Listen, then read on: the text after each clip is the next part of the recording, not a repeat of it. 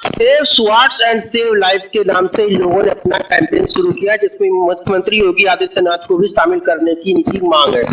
इनका कहना है कि किसी भी हालत में उनको सैलरी दी जाए, क्योंकि रिश्तेदारों, नातेदारों और सभी लोगों से पैसा मांग मांग करके ये लोग थक गए हैं। इनका फोन कोई नातेदार रिश्तेदार उठाता नहीं है।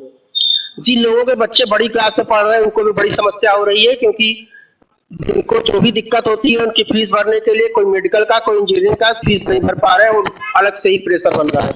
तो इन लोगों के भुखमरी के कगार पे आ चुके हैं। अब देखिए अपनी मांग सरकार तक मीडिया के माध्यम से पहुंचाना चाहते हैं।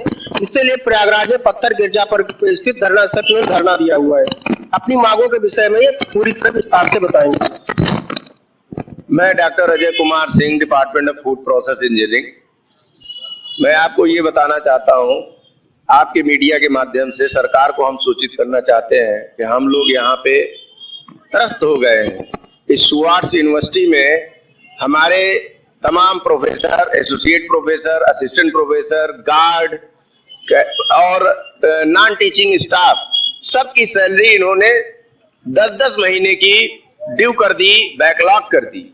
मतलब लोग अपनी जीविका के लिए परेशान हो गए हैं। उनको अपने परिवार में प्रॉब्लम होती है, बच्चों के फीस के लिए उनको 10 बार सोचना पड़ता है। कोई बीमार हो गया, उसको इलाज के बारे में सोचना पड़ता है 10 बार, क्योंकि अभी हमारे कुछ 1-2 स्टाफ खत्म हो गए। एक दिलीप कुमार राव, वो खत्म हो गया, बेचारा इलाज नहीं करा पाया, उसका 9 महीने की सैलरी यूनिवर्सिटी ने नहीं दी। तो लिहाजा हम लोगों की पहली मांग ये है कि हमारा वेतन जल्दी से जल्दी दिया जाए। दूसरा, इन्होंने हमारे पेंशन फंड को खा गए, जो कि बंद कर दिया, जमा नहीं किए, कर्मचारियों के अकाउंट से कटा भी है, वो वहां जमा नहीं हुआ, उसको खा गए। तीसरा, हम लोगों का एरियर 2006 का जो पे कमीशन का था, उसका 25% दिए, 75% खा गए उसको। हम लोग सब बर्दाश्त करते हुए, हमारे सभी टीचिंग स्टाफ 20 साल से नौकरी कर रहे हैं, कभी भी प्रमोट नहीं किया, कोई प्रमोशन नहीं दिया गया। इनके जो अपने चहेते लोग हैं वो 4 साल 5 साल करके बाहर से आके और बैठ जाते हैं डायरेक्ट हमारा बॉस बन के। इस लिहाजा हम लोग बहुत ज्यादा त्रस्त हैं। और के संबंध में हम ये कहना चाहते हैं कि ये भ्रष्टाचार की जड़ प्रोफेसर आरबी लाल, जो हमारे वाइस चांसलर है, वही है और उनके परिवार के लोग हैं।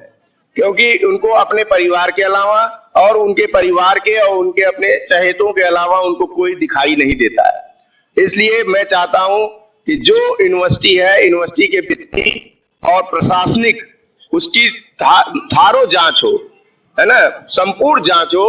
और ये यूनिवर्सिटी जिससे चलाई जा रही है, जैसे सोसाइटी, उस सोसाइटी में रिसीवर बैठे हो, सारा जांच करे, सोसाइटी का भी जांच करे, यूनिवर्सिटी के वित्तीय और प्रशासनिक जांच करे, तभी दूध का दूध, पानी का पानी हो सकता है। बहुत सारे फंड इन्होंने अनियमितताओं में दिए हैं। अब ये अपना प्रिंसिपल अलाउंस के नाम पे बहुत सारे फंड जो है अपने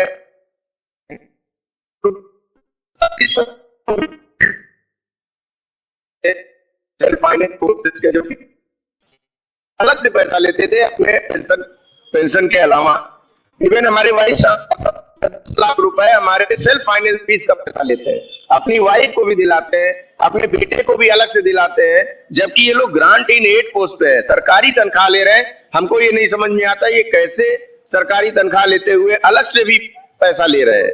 इसके लिए सरकार से गुहार है, हम सभी लोगों का मांग है कि जल्दी से जल्द एक रिसीवर बैठाने की कोशिश करें। हालांकि इस सिलसिले में हम लोग एसडीएम से भी हमारी समझौता हुआ, तब भी ये फेल हो गए। यूनिवर्सिटी के लोग एडिशनल कमिश्नर के यहाँ गए, वहां भी ये तनख्वाह देने में फेल हो गए। फिर डीएम के यहाँ भी 2-2.5 घंटे मीटिंग चली, वहां भी ये पूरा फेल दिखे। अब हमेशा ये दबाव रहता है कि स्टूडेंट का एग्जाम कराना है, ये कराना है।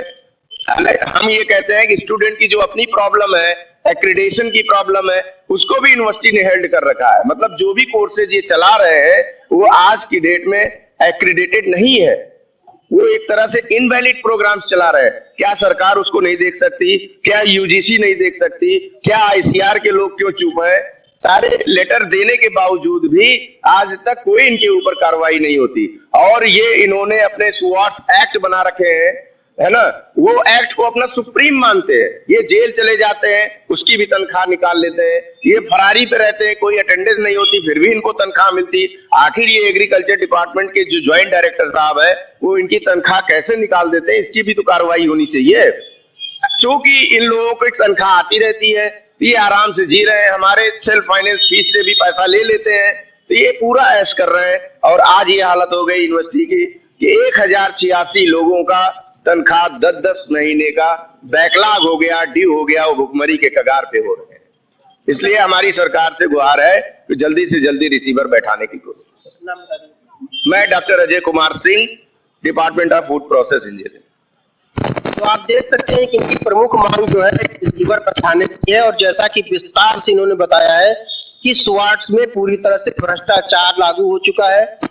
जो ऐसे लोग हैं जो कि फरार है, या जैसा कि इनके अनुसार जो है जेल की सजा भी उनको मिल सकती है, लेकिन फरारी के दौरान भी उनका वेतन निर्गत कर दिया जा रहा है, इन लोगों का वेतन रोक दिया जा रहा है। तो ये सारी अनियमितताएं जो है बंद होनी चाहिए। एक रिसीवर नियुक्त होना चाहिए जो सोसाइटी के लिए भी एक रिसीवर बनता है, सरकार उसे माने। हालांकि कमिश्नर के साथ हुई मीटिंग में स्वाट के प्रशासन ने कहा कि 3 महीने की तनख्वाह लोगों को देंगे, लेकिन अभी लोगों को 1 भी महीने की तनख्वाह नहीं मिल पाई है। और इन्होंने आरोप भी लगाए हैं कि स्वाट प्रशासन सेल्फ फाइनेंस कोर्स कराता है और कुछ ऐसे कोर्स भी कराता है जिसकी यूजीसी से मान्यता ही नहीं है। यह छात्रों के साथ एक धोखाधड़ी का मामला भी बनता है। सरकार को इस विषय पर भी ध्यान देना चाहिए। और इनकी जो मांगे हैं बहुत ही जायज है, क्योंकि 11 महीने से वेतन नहीं मिलने के बाद जब पूरी तरह से भुखमरी के कगार पे आ गए, तब इन्होंने विरोध प्रदर्शन किया है। तो स्वाट प्रशासन को भी चाहिए कि अगर आप किसी को इतना भुखमरी के लिए लागू कर देंगे, एकदम भुखमरी पे ही कगार पे आ जाएगा, तो विद्रोह तो करेगा ही करेगा। इसलिए अगर वो स्वाट का प्रशासन सोच रहा है कि इनके खिलाफ कोई कार्रवाई करे, तो ये तो पूरी तरह से बेवकूफी होगा। क्योंकि अब भाई जब इनके पास कोई चारा ही नहीं बचेगा, भूखे पेट कहाँ से भजन करेंगे, बच्चों को पढ़ाएंगे, क्या करेंगे? तब भी है जो स्वाट के ये जितने भी कर्मचारी और जो प्रोफेसर है, टीचर है, वह सभी लोग अपना काम खत्म करने के बाद ही धरना स्थल पे आते हैं। यानी इनकी नौकरी अभी तक चालू है, ये अपने कर्तव्यों का निर्वहन करने के बाद ही यहाँ पर धरना देने के लिए आते हैं। तो स्वास्थ्य प्रशासन अगर ऐसा सोच रहा है कि आरोप लगाएगा कि ये लोग अपना कार्य नहीं कर रहे, तो अपना कार्य को निष्पादित करने के बाद ही धरना देने के लिए आते हैं।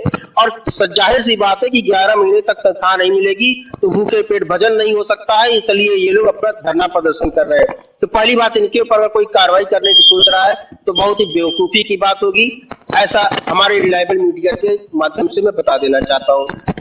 और इनकी मांगे जायज है, पुलिस प्रशासन भी इनकी मांगों को जायज मांगता है। यहाँ तक कि कमिश्नर साहब ने भी कहा कि इनकी मांगे जायज है, लेकिन पता नहीं क्यों स्वाट का प्रशासन उनकी भी नहीं सुन रहा है। यानी स्वाट का प्रशासन इतना ताकतवर हो गया है कि कमिश्नर के समझौते जिसमें 3 महीने की तनख्वाह देना शामिल था, उसको भी मानने से इनकार कर रहा है। अब देखिए आगे क्या होता है। मैं राकेश इस्पाहान, रिलायबल मीडिया से।